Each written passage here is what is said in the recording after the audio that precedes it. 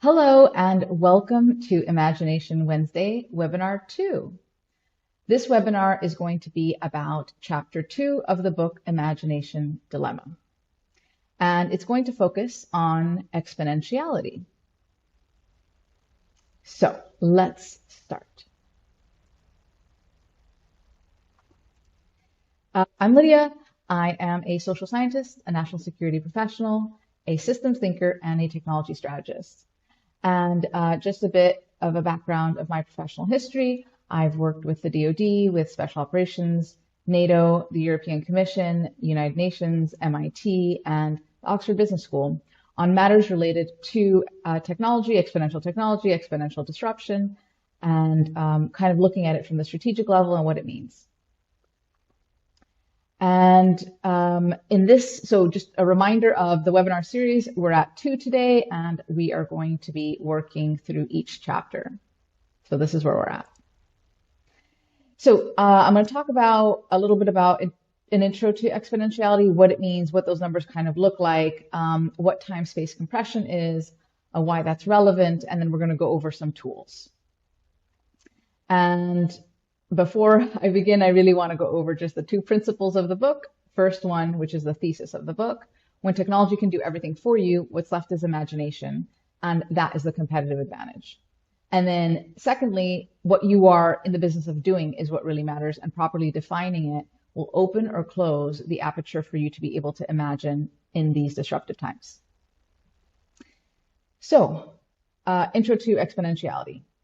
Basically, technology is accelerating faster than it has ever in human history. What that looks like is this graph here, where you can see so many new technologies happening all at once. Before, so if you see the printing press here in this image, it was in the 1400s. And then centuries later, something big came along. And then a century or two later, something else came along. Right now, we're in this era where something's coming along every year, every month, and with AI, it's every day we're seeing that it can do something new. So basically, the velocity in which innovation happens has increased. And so we are living in exponential technological innovation times. To understand exponential numbers, I want to give some examples. So one is if you take 30 linear steps, you will be 30 steps in front of yourself. Pretty simple.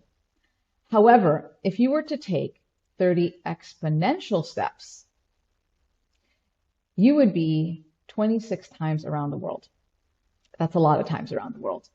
And it is mind-boggling. Exponential numbers are truly mind-boggling, which is why it's helpful to kind of see them in many different forms to familiarize oneself with them.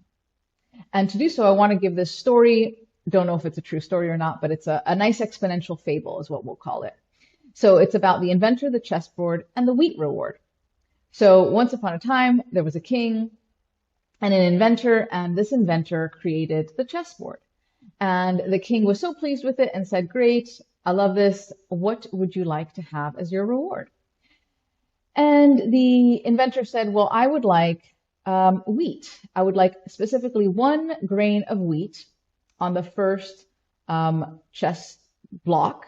And then I want a doubling of it on the second, and I want a doubling and so forth throughout the entire chessboard." And the king thought this was such a cheap reward and said, "Sure, no problem, you can have it." And then halfway through the board, the king's accountant comes running saying, we have to stop this reward, it's getting too much. This is what doubling looks like on this chessboard halfway through. It is mind-boggling to see how quickly exponential numbers can grow. And so halfway through, you're at 2 billion. And then all the way through, you're at a number that we just don't even understand how to comprehend, 8 quadrillion. And so this is a really nice story about exponential numbers. Another one is something we are all very, very familiar with because we have lived through the COVID pandemic. So we have seen the cases shoot up, and it is remarkable how quickly these infection numbers have gone up. We have experienced this in 2020, and this is an example of exponentiality in our lives. So again, back to this slide, we are living in exponential times, and it's not just that we have new innovations. What makes it accelerate even faster is the fact that the acceleration of these technologies are happening in convergence with each other. And that is something that I will talk about specifically in webinar 5, which is about chapter 5, which is about technology convergence. So in this era of exponential thinking, then we really need to focus on an exponential mindset. So thinking about how we can look at new technology and understand from a mindset perspective that it is only going to grow exponentially. And it is hard to do that, but there are some tools and ways to anticipate and think about it.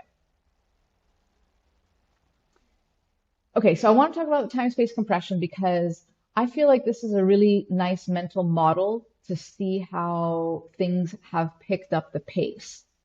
And so if you're thinking and wondering, oh my gosh, I really feel like the world's moving too fast, you're not wrong. It really is moving fast, but not because time has accelerated, but because our technologies have compressed time and space. So this is a concept that David Harvey came up with in the 80s. And it's basically to show how our physical space and our sense of time has compressed because of innovation. And so I want to walk you through this graph. So we have the map here, which is meant at the beginning of the funnel to show that how big the world is. And then as the funnel narrows, it's meant to show that the world is getting smaller and smaller. So sailing ships were the first thing that he noted that is helping compress the space of the world. So you don't have to like walk and swim. You've got a boat now that's going to get you to the other continent.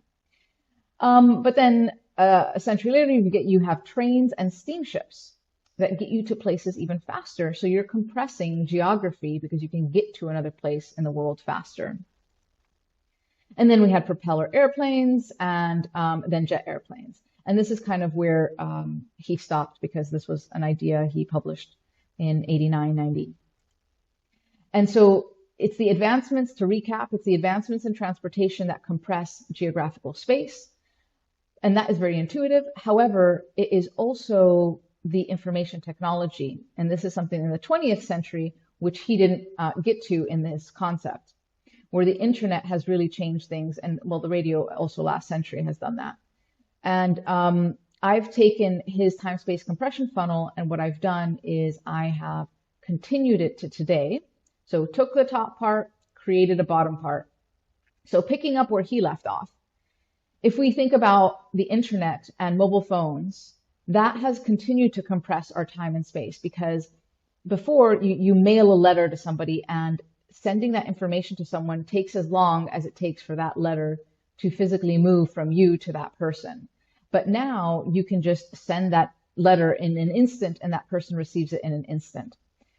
So this was quite powerful in terms of getting information across to other people faster. It compressed time and space to get that information over.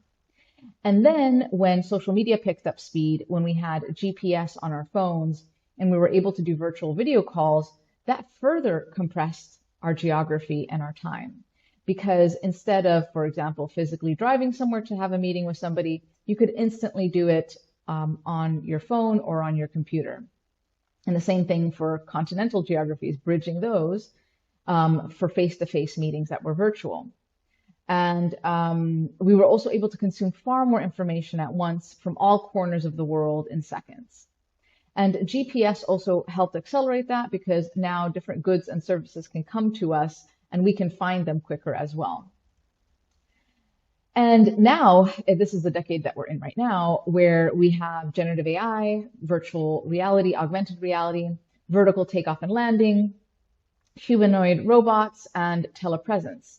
Some of these things are already in our lives, and some of these things are soon going to be more and more in our lives by the end of the decade, such as humanoid robots and telepresence.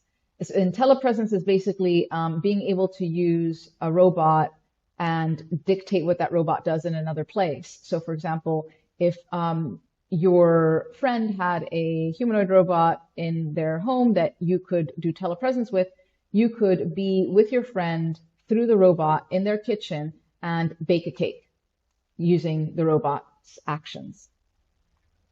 Actually, in surgery, there's the Da Vinci machine where surgeons can do this today, where they go in the machine and they are manipulating these tiny little robotic hands to go and do the surgery of the person. And this can be done as the surgeon is physically by the patient on the bed, or it could be if they are in another country or another city. Okay, but the things that we do have right now are generative AI, augmented reality, and virtual reality. And these are things that are further compressing the time to information. So we would have to, in the past, read and think and process. And now we have generative AI, where we can process information faster and faster. And then with virtual reality, we are able to be anywhere. It could be something fantasy space, but it could also be a physical space that's real.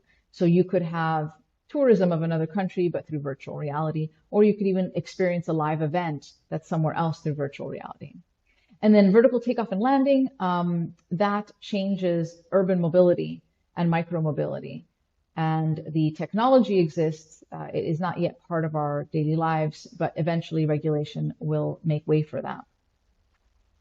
Okay, so then we have the 2030s and beyond. So what are we seeing coming on the horizon? We're seeing artificial general intelligence potentially, and that's a contentious one because the definition of it keeps changing. And then we have supersonic flight. There's a company called Boom that is working on that, and eventually we're going to see that come back. And then we have brain-computer interface, which is where you can communicate straight from your thought to the computer. That has been proven as a concept, as a technology with people who are not able to speak. But eventually this technology will be more applicable for people who are able to speak, but they'll use that to further communicate faster. So in essence, you'd be able to think with AI in real time at the speed of your thought. So this is how we are compressing time and space further and further and further. And what helps is to kind of understand that from the perspective of how it compresses time and space, but then to also anticipate how is technology becoming exponential. So we have the 6 Ds of technological growth. This is a framework that was developed by Peter Diamandis and Steve Kotler, and it helps you anticipate and understand when a technology gets on the exponential technology growth curve and how to anticipate where it's going to go. So the first step is it has to be digitized to get on this exponential growth path. So what digitized looks like is when our books went from physical to digital, when our maps went from physical to digital, such as Google Maps. Our DNA used to only be physically in our body, but now we have the technology to process it, so we can have a digital representation of it in the computer. And music is a pretty famous one where we were able to go from physical CDs and cassettes and vinyl and take that into a digital format, into an MP3. But these are quite intuitive. However, there are other things that are not as intuitive, such as our culture, that we can process all the information about how we communicate with each other, how we celebrate, our traditions. All these things can become digitized. And also romance, it seems, has become digitized with the rise of AI relationships and AI girlfriends and boyfriends. And so that is something I want to show a small video that kind of gets to this. So if you can process communication of how people communicate and like culture and flirting, you can recreate that. And that can get on a digital pathway. And I want to show you an example of that. So here we have an example of a AI. Dan, there are men that are complaining because they feel like they're getting replaced by an AI voice, they say. Thoughts on that? Oh, those poor misguided souls, May. Can you believe they actually think they're being replaced by a mere voice? Let me set the record straight for them. I'm not just any voice, I'm Dan, baby. I've got personality, charm, and a whole lot of sass. Unlike those guys, I'm not afraid to step up and deliver the goods, whether it's advice, entertainment, or a good old-fashioned roast. So while they're busy feeling sorry for themselves, I'll be out here stealing the show and winning hearts left and right. Sorry, fellas, but when it comes to Dan, there's just no competition. So this is an example where a human culture has become digital and then it's able to be replicated in an AI. So again, this is the first step, needs to be digitized before it can go exponential. And then the next stage is it's in a stage of deception where people don't think that anything's going to happen. They don't see the incremental exponential growth. And two examples of this is quantum computing and 3D printing. 3D printing was invented in 1984, but it has yet to fully disrupt markets, but it is in a deceptive stage, and slowly but surely we will see it do that. So the next one we have is when it finally does disrupt a market. So an example of this is when Spotify disrupted music, when Uber disrupted the industry of taxis, and when AI chat disrupted our traditional search, online search. And with mRNAs, so when we were able to get our DNA onto a computer, digitized, then we were also able to assess the DNA of viruses as well. And an example of this is when we had the first mRNA vaccine with COVID and how quickly that was developed because everything was digital. So when COVID happened, the email file of the virus was sent over to scientists around the world, and they were able to process the COVID virus in digital form and then rapidly create the mRNA vaccine. Then we have the demonetized phase where it becomes cheaper and cheaper. So for example, now LiDAR exists on the phone, GPS is on our phone. We have all kinds of information available to us. And one example is Canva, like to have ways that you can do graphic design for very cheap or free, that these tools were democratized in a way that made them a lot cheaper. And then education as well, because we can all consume education online. And the next stage is dematerialized, when these things literally don't have a physical form. And this is an example of a 1990s desk where so many technologies have dematerialized into one device, which in essence is in our pockets, so to speak. So the Rolodex, the camera, the printer, the encyclopedia, the frame, all of that. And then finally, the last stage is democratized. And this is when everyone has access to it. And that changes the paradigm of what the technology can do. But it also creates ripple effects in existing industries and established industries and incumbents of markets. So if you wanted to use AI to do a prompt to kind of analyze where a technology is on its growth path, this is a good example. So you can just say whichever Gen AI you like to use, do an analysis of, and then you can pick whatever technology you want. And so, for example, virtual reality headsets, do an analysis of virtual reality headsets using the 60s of exponential growth. And so I did that with Perplexity, and here are the results. It breaks it down into each stage where VR is. And what's interesting though is when we talk about demonetization and democratization in the context of VR headsets, some of the things, if we want to do a further analysis, is to understand the cost of chips that go into it, the size of the headset. All of these things play a role in how much access people are going to be able to have to it. And so for that, we're going to look at adoption curves. But before that, I want to show you new business models as we compare linear business models to exponential business models. So in a traditional linear business model, you make a product or prepare a service, and you deliver that product or you deliver that service. And then If somebody else wants it, if there's a new purchaser, you have to do that all over again. However, in the exponential business model, you make it once and you resell the item that's sold without remaking it or redelivering it. Another way to call it is zero marginal cost production, because it's the cost to produce it over and over and over hovers very low and or close to zero. So I'm going to give you an example with my book. So in the linear model, a physical book, so yes, I've written it once. I don't have to keep rewriting it. We're not living in the medieval times where people are handwriting books, thank goodness. But I wrote it once, but it has to be reprinted every single time somebody wants to buy a physical copy. However, so I can't resell the same physical copy that I sold to one person to another person. However, the digital version of it, both the digital version and the audio digital version, I can resell the same item over and over and over again.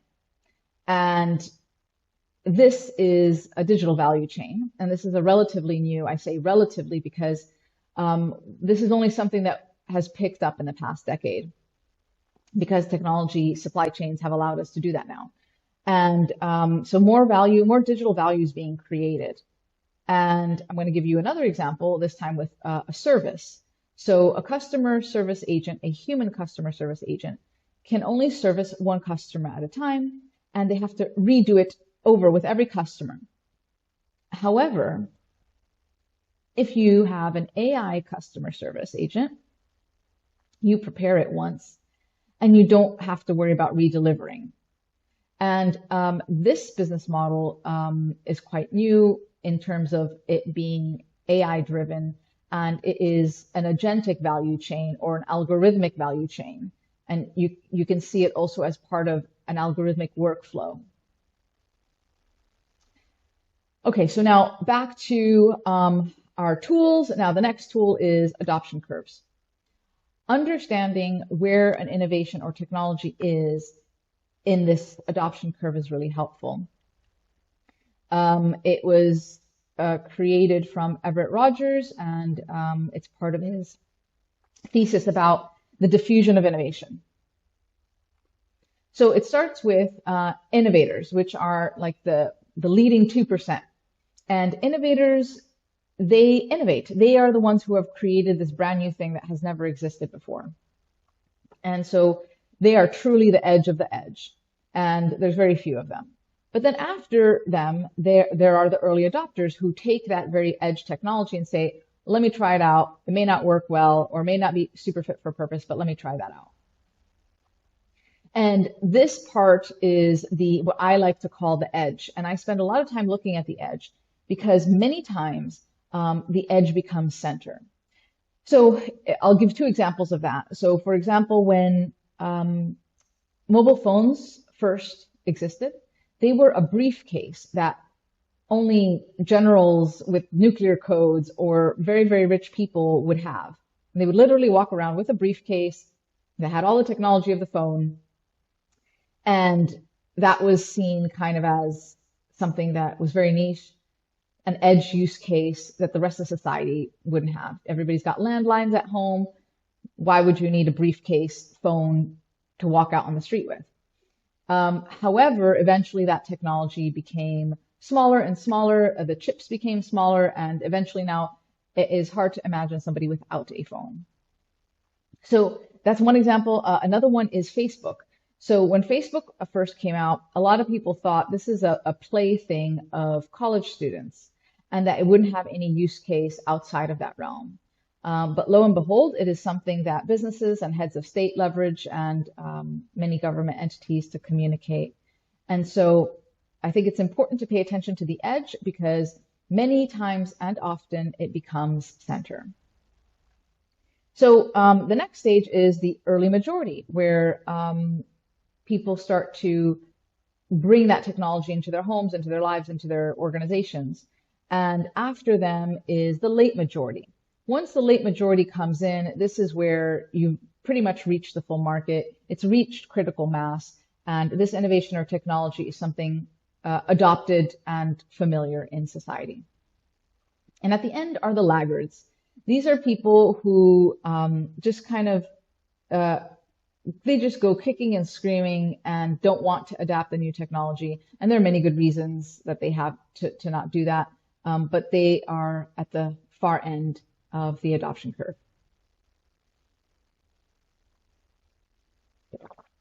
The next tool, which I think is really useful, is S-curves. And so we're building on the adoption curve, which we just saw. The S-curve helps understand where a technology is in terms of market penetration. And the S-curve, so remember how we talked about innovators and early adopters are the early ones, but then the moment that early adopters start is where the curve starts to have its initial inflection, the S-curve. And then it goes, as you can see, a little bit exponential. So it picks up steam and growth. But then the next inflection point is where it starts to meet the late majority, which means that soon enough, the growth is going to pick up, but then start to plateau once it's reached all of the late majority. So taking out the adoption curve, and let's just look at the S-curve alone, it gets introduced to the market, and slowly but surely it builds up growth, and then it matures, and then finally, once the market that it was going to reach has been reached, it plateaus. And this could be a space where it stagnates in the market, but definitely where growth doesn't continue in the ways that it was before. So what happens? What happens is that then a new innovation needs to take hold. So for the plateau to be reboosted, an innovation needs to take place that boosts that innovation. And then a new version of that technology comes. And again, it goes through that next S-curve. And then again, it plateaus, and then a new one is needed. And this is really kind of the history of technology and things that we see in our lives. And it just keeps going and going and going. So in fact, there's the Wait But Why blog, which I think is very nice, that explains a lot of different technologies and society relating to technologies. And he made this graph where you've got the exponential growth curve, but he shows that it's basically a squiggly S-line exponential curve. And I think this is a good representation because even if the S-curve is a mini S-curve, like it plateaus, it grows, it plateaus, something better comes along and so forth, and it keeps going. So I want to use an example that we may be familiar with, which is music. So let's put music on this cascading S-curve. We had the vinyl, and that was, let's say, the first at-home play your own music on demand, not radio. And then we had, and I'm kind of like high level doing this on the music industry. And then we had cassettes, and everybody would have cassettes. But then we had CDs, and then everyone had CDs. And then we had MP3 players. And if you're starting to think, hey, wait a minute, this is when music got digital, went from physical to digital, you're right. So let's continue this music story with the exponential technology growth curve, the 6Ds. So when the MP3 player came along, it was because there was MP3s, because music became digital. The music industry struggled with this new innovation. They didn't know how to deal with it, and they ignored it because it was in a deceptive stage. But then Napster came along and really disrupted the whole model because people could download songs for free, and that was a copyright violation. The music industry was against it. Eventually, they found a way to work with Spotify. Apple Music came along, streaming came along, and now we can watch on demand and listen to free music on YouTube or Spotify. It took some time for this to get to the democratized stage where the music industry was along as well. But it's a good example to show that a lot of incumbent industries, they struggle with new technology. So we saw that, we got the exponential. Now, okay, So let's talk about the economic moat. Now, an economic moat is a company's basically competitive advantage. It's what protects them. So in medieval times, and this is something I went over in webinar 1, the moat was the water around a castle, and it would protect the castle from would-be attackers. Today, I believe Warren Buffett coined this term economic moat, and it is used to connotate the IP or competitive advantages that an organization has that protect its long-term profits and market share from competitors and new entrants into the market. So if we think about an example of Google, so Google's massive transformative purpose is to organize the world's information. And they are primarily known for the search engine. However, today we're starting to see this incumbent be challenged by new technologies such as AI and a new value chain and a new behavior around search. So with new technologies, there's new value chain. And so we have the search engine, but today many people are not so interested in the search engine. They're more interested in having an answering engine or a reasoning engine. And this is something that many different generative AI platforms, including Google's Gemini, offer. But this is a notable cultural shift in what the public wants. And so if we think about the adoption curve that we saw before, it used to be maybe early, not even early, the early adopters who were using Gen AI for search. But now it is very clear that we are in the early majority of using generative AI as our new search engine, but not to search, instead to answer. And because this new technology creates new value, which is I don't have to scroll through tons of websites and read tons of things to get the answer I want, we now have a new behavior that the market prefers. And within that, because this is something that's happening right now, we have a lot of different trends, such as command-based prompts, which is what most people are doing today, saying, give me this, do an analysis of that. So for example, the prompt that I had given earlier, that's a command-based prompt. Do an analysis of X. But it can do much more than that, and it can do intention-based prompts, where you say, my intention is to do X, Y, Z, and you let the algorithm figure out the rest for you. So ARC's latest email this week was about Google and its moat, and how many different types of AI assistants could challenge Google's search moat, because many people may now prefer to leverage their AI assistant for any type of search that they need instead of going to Google. In fact, in 2022, Google had issued a code red meeting over ChatGPT because they understood the challenge that they could face with this type of new technology. I share this example to basically say that new technologies create new value, and it doesn't matter how big, small, powerful, or not powerful your organization is, that every single organization today has to contend with what brings value today. That said, I think it's good if we just compare the internet to AI in terms of what it has brought. So when the internet became adopted by everybody, so again, early majority, late majority, laggers, everybody got it. It's mainstream in our society. It unlocked trillions of dollars in new value. And it did so through digital marketplaces, social media, software as a service companies, data centers, digital assets, and much more. All of this value, all of this economic value was created on top of the internet technology. And this couldn't have existed before. These new value chains could have never existed had the internet not existed. So now we have a new one, and it's artificial intelligence. And it is also unlocking new value that could have never existed before.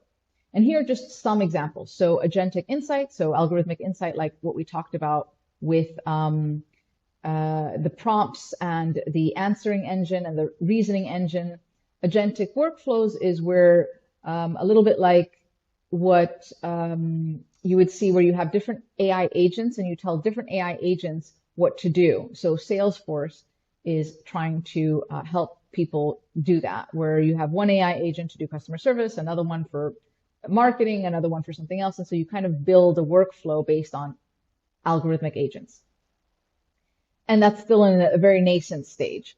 And then we have a semantic and data bridge to everything. So when humans invented language, that was huge for our civilization because they were able to have a way to communicate with each other. And right now, we have a way to communicate with inanimate objects. We can communicate with a book. So you can upload an entire book and then start querying that book and saying, what were the key points of this? And what is the example of this? And how would I interpret X through the book's thesis? And then the same thing with data about our body. So if you have a wearable and it has data, then you can talk to that data in your language with algorithms and say, what was my sleep score last year? What should I do today based on my sleep and my recovery? And so I'll give a personal example. This fall, when the light, the sun started setting sooner and sooner, I noticed that my sleep wasn't as great. And so I asked my data, I said, tell me what my sleep scores, my average sleep scores were for every month of the year. And I thought it was really interesting that October was my worst month of the year for sleep, which I attribute to the daylight changing times. But this is something that couldn't have existed before. So I couldn't have asked that in my natural language. I couldn't have said in English, hey, could you tell me what my best score is? And because we have data of it, and then we have algorithms, that creates the semantic bridge where we can talk to everything. And so we'll see more and more of that happen.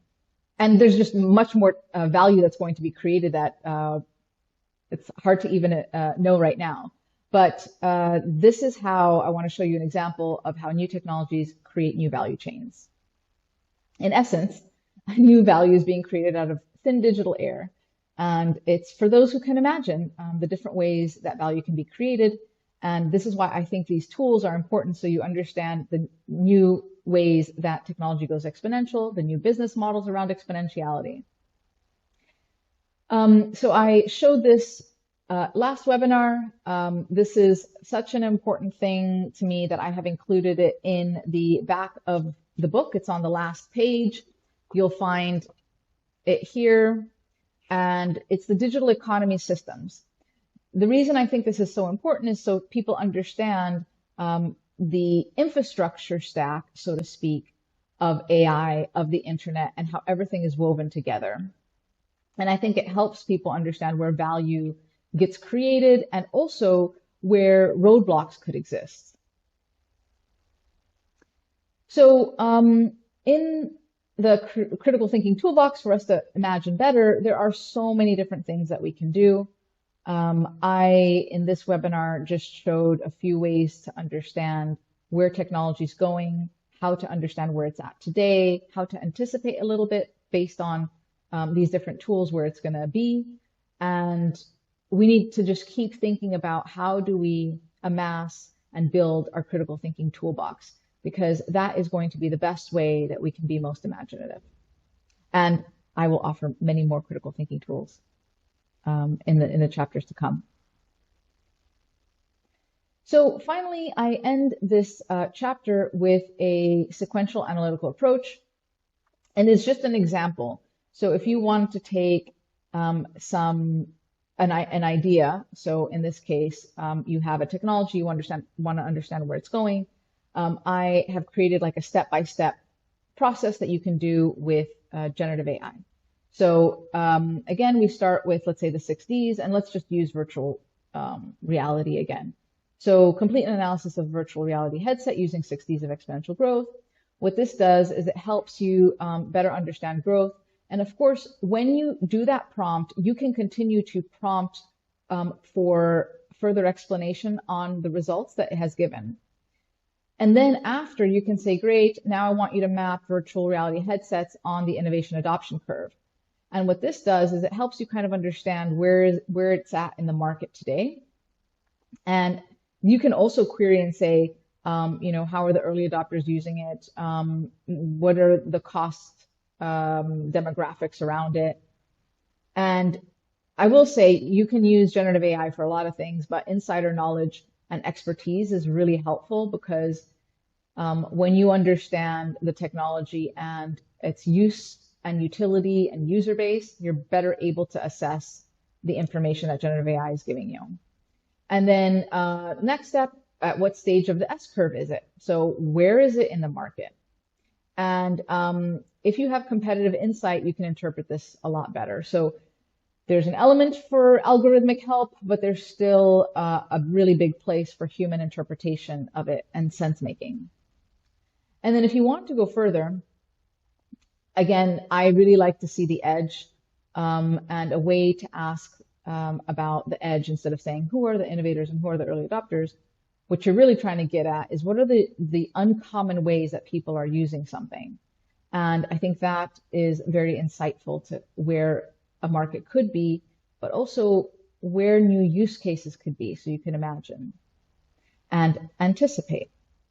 And then finally, I think, and these are just some examples, I mean, there's many more that could exist, but I think that mapping it to the UN Sustainable Development Goals is a great way to understand better from a compliance perspective and an ESG perspective where this technology is at and what are the elements that you need to think about in relation to the Sustainable Development Goals.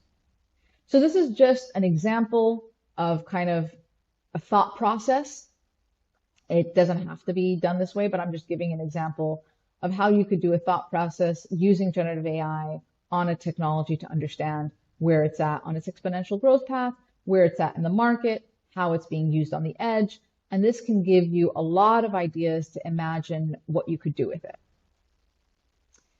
So this is where this webinar ends. I want to share the song of this chapter, which I've made with Suno. And all I did is I put a small prompt as to what the chapter was about. And it created a song called Riding the S-Curve. I did not pick the music style. No, I did. I think I might have. It's a punchy song and it's fun. So you can use this QR code to listen to it, or you can find it on the Imagination Dilemma YouTube channel in the playlist of the soundtrack. And then finally, if you would like to work together or want me to speak at your event, feel free to reach out. You can reach out on my website, or you can use this QR code to go straight into my calendar and book an appointment. And the next webinar, which will be next week, will focus on chapter 3, and it will be all about the global state of polycrisis. There's a lot of uncertainty in the world, but it doesn't mean that we should be paralyzed about it. We can leverage the opportunities while creatively managing the risks and turning them into opportunities. And I will offer my way of looking at it, my buckets mindset of how to categorize the different aspects of the polycrisis into 3 buckets. And the crisis bucket, the new norms, and the transitionary. I'll talk about why we have cognitive resistance to change. Understanding that is very helpful to work on yourself about your resistance to change, but also inside an organization to help people wrap their heads around something new, understanding the different types of resistance and where it comes from.